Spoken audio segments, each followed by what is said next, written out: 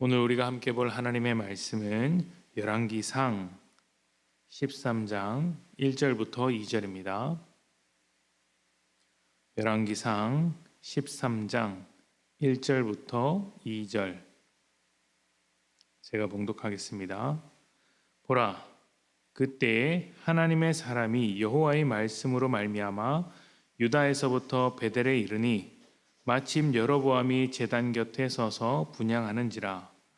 하나님의 사람이 제단을 향하여 여호와의 말씀으로 외쳐 이르되, 제단아 제단아, 여호와께서 이와 같이 말씀하시기를 다윗의 집에 요시아라 이름하는 아들을 낳으리니 그가 내 위에 분향하는 산당 제사장을 내 위에서 제물로 바칠 것이요 또 사람의 뼈를 내 위에서 살으리라 하셨느니라 하고.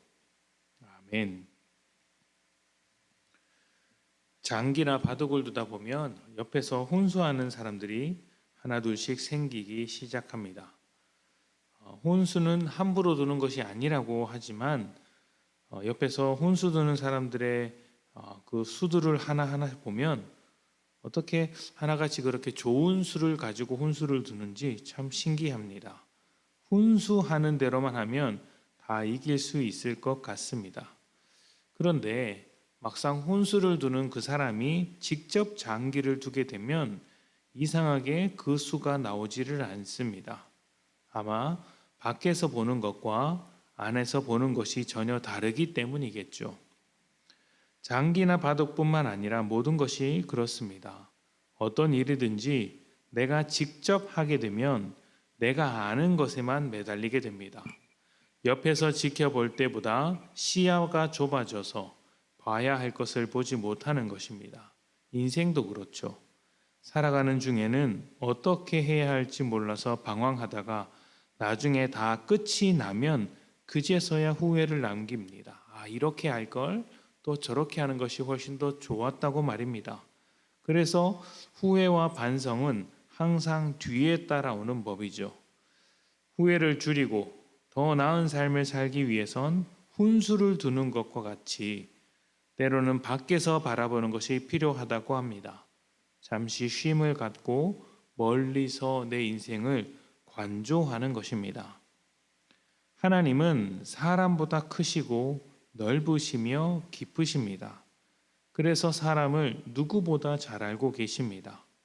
사람을 지으시고 모든 인생들과 함께 하시며 처음과 끝을 다 포괄하시기 때문에 사람보다 사람을 더 잘 아십니다.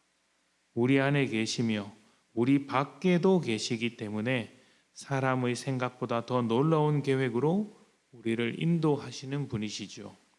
그렇기 때문에 우리에게 죄악된 모습이 발견될 때, 그리고 하나님을 떠나 다른 것에 눈을 돌리려고 할 때에도 하나님은 당황하지 않으시고 놀라지도 않으십니다.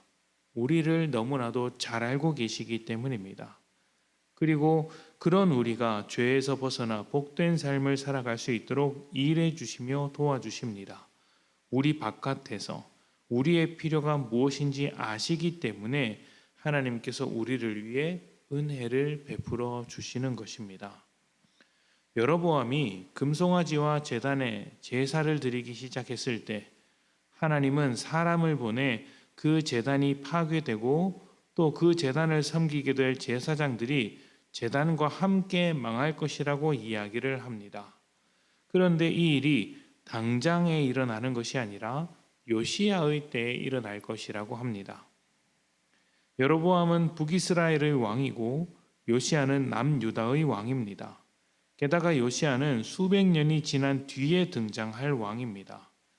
제단을 파괴하고 벌하시려면 수백 년 뒤에 해야 할 것이 아니라 지금 하는 것이 맞는 것 같습니다.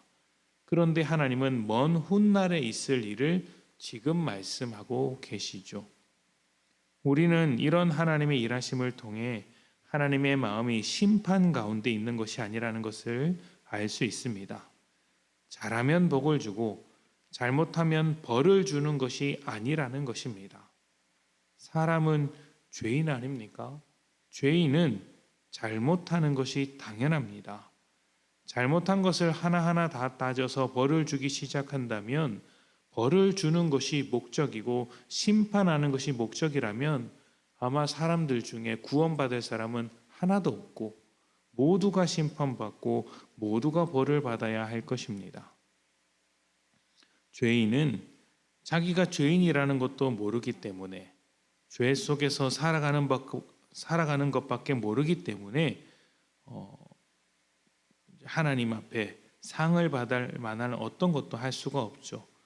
그래서 그러한 사람보다 넓으시고 크신 하나님께서 인생들을 도와주시는 것입니다.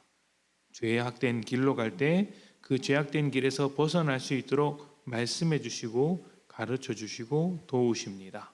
심판이 목적이 아니라 회개와 회복이 목적인 것입니다. 하나님께서 여로보암에게 이렇게 말씀하시는 것도 심판이 목적이 아니라 회개가 목적입니다. 궁극적으로 여로보암이 하나님의 말씀을 따라 통치하기를 바라고 계신 것입니다. 그래서 앞에서 미리 말씀으로 가르쳐 주셨고 또 지금 경고하시며 또 한 번 말씀하시는 것이죠. 우상을 따르지 말라. 오직 하나님만을 섬기라. 하나님의 뜻이 우리에게 필요하다. 그 뜻을 내가 너희에게 밝히고 있으니 하나님의 마음을 품고 하나님의 뜻을 따라 통치하라. 이렇게 회개하고 돌아갈 수 있도록 길을 열어주시고 시간도 허락해 주시는 것입니다. 수백 년 뒤에 있을 일을 그에게 미리 알려주셔서 그가 돌아올 시간을 마련해 주시는 것이죠. 하나님은 크신 분이십니다. 우리보다 크고 우리를 넓게 보시며 우리를 깊이 이해하십니다. 우리는 하나님을 다 이해할 수 없어도 하나님은 우리를 다 이해하십니다.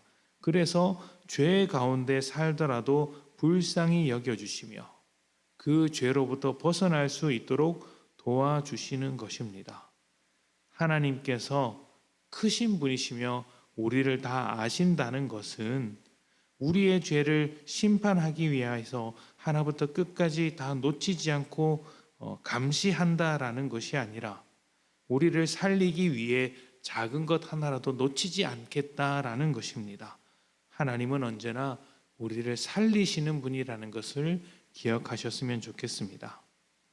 하나님의 말씀이 종종 경고의 말씀이 되어서 우리를 아프게 할지라도 그 아픔마저도 우리를 살리기 위해 하시는 말씀이니 하나님의 말씀을 붙들고 하나님의 뜻 안에서 살아가시기를 축복합니다. 함께 기도하겠습니다.